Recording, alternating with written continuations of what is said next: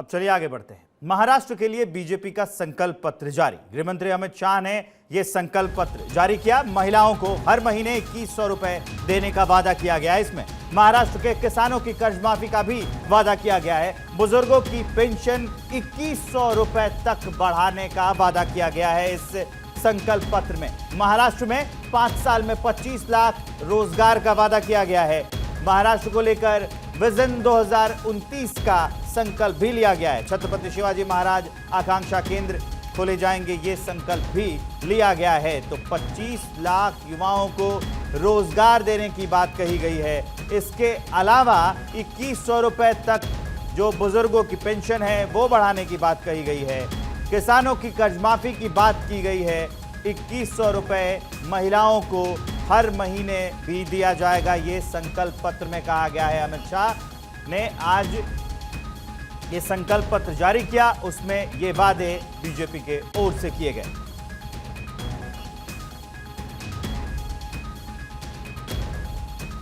संकल्प पत्र को लेकर बोले गृहमंत्री अमित शाह, ये महाराष्ट्र की उम्मीदों का संकल्प पत्र है।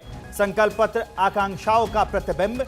बीजेपी के राज में किसानों का सम्मान होता है। महाराष्ट्र देश का नेतृत्व कर रहा है, केंद्रीय गृहमंत्री अमित शाह ने कहा। विपक्ष पर उन्होंने हमला बोला।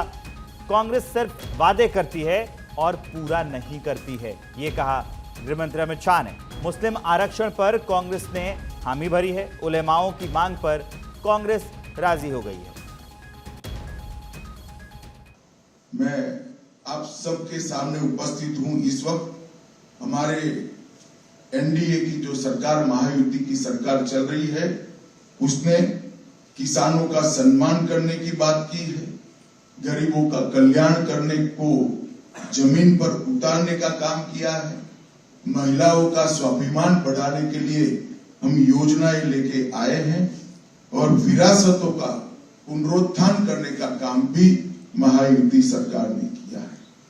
मित्रों, आज मुझे बहुत खुशी है कि जब मैं अंबेडकर जी की भूमि पर खड़ा हूं, तब अभी कश्मीर में जो चुनाव हुआ, आजादी के बाद पहली बार कश्मीर का चुनाव के बाद मुख्यमंत्री का शपथ अंबेडकर जी ने बताए हुए संविधान से हुआ।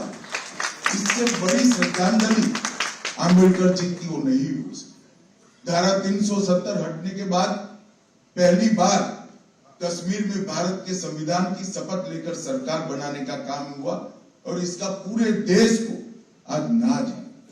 हमने इस संकल्प पत्र के माध्यम से महापुरुषों की परंपराओं को, सांस्कृतिक विरासत को आगे बढ़ाने के संकल्प भी रखे हैं। अराजकता फैलाकर विकास के नाम पर विफल राज देने वालों की विफलताओं से बोध लेते हुए मजबूत, समृद्ध और सुरक्षित महाराष्ट्र कैसे हो, इसका भी इसके अंदर आपको योजना दिखाई पड़ेगी। अगाड़ी है। कांग्रेस के अध्यक्ष ने भी कहना पड़ता है कि कांग्रेस के जब वादा करे तो सोच समझ कर करे, क्योंकि वादा पूरा नहीं करते हो और मुझे जवाब देना पड़ता है। हमारे सामने हिमाचल का उदाहरण है, कांग्रेस वादों से मुकरी है। तेलंगाना का उदाहरण है, कांग्रेस वादों से मुकरी है। कर्नाटक का उदाहरण है, कांग्रेस वादों से मुकरी है। ये अघाड़ी के वादों के विश्वसनीयता पाताल से नीचे गई है और युति के वादों पर पूरे देश की जनता को भरोसा है, भारत की जनता को भी भरोसा है। और इंतहा तो तब होती है कि जिस संविधान की प्रति को लेकर राहुल जी संसद में संसद सदस्य की शपथ लिए, जिस संविधान को लहराकर बाबा साहब आम्बेडकर के संकल्पों की याद दिलाई, जब किसी प्रेस के मित्र ने वो संविधान की प्रति को खोल कर देखा तो पूरा कोरा था, एक अक्षर भी नहीं लिखा। इससे बड़ा अपमान भारत के संविधान का, भारत की 76 साल की आजादी में कभी नहीं हुआ।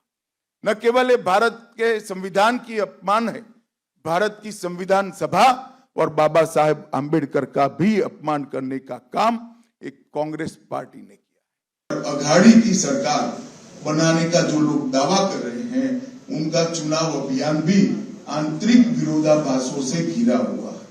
मैं आज इस मंच से उद्धव ठाकरे जी को पूछना चाहता हूं, क्या वो कांग्रेस के नेता राहुल गांधी को इतनी विनती कर सकते हैं कि वीर सावरकर के लिए 2 अच्छे शब्द बोल दे?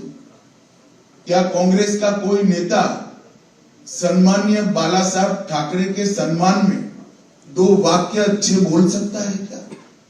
ये अंतर विरोध के बीच में अघाड़ी की सरकार बनाने का स्वप्न लेकर जो लोग निकले हैं, उनको महाराष्ट्र की जनता जान ले, ये बहुत जरूरी है।